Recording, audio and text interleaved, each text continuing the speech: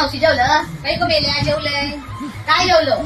बांगडो बांगडो काय मेला सांगतो मागच्या टायमात पण पुरणपोळी बनवलं मला आणून दिलं आणि या टायमात बांगडो होतो तो का नाही बोलवलं लक्षातच नाही माझ्या काय सांगता आई अण्णा नाही कसा आम्ही अण्णा नाही कसा आत्ता भरलंही मेला तुम्ही हा बोलता माका विषय बोलूया खाली बोलूयो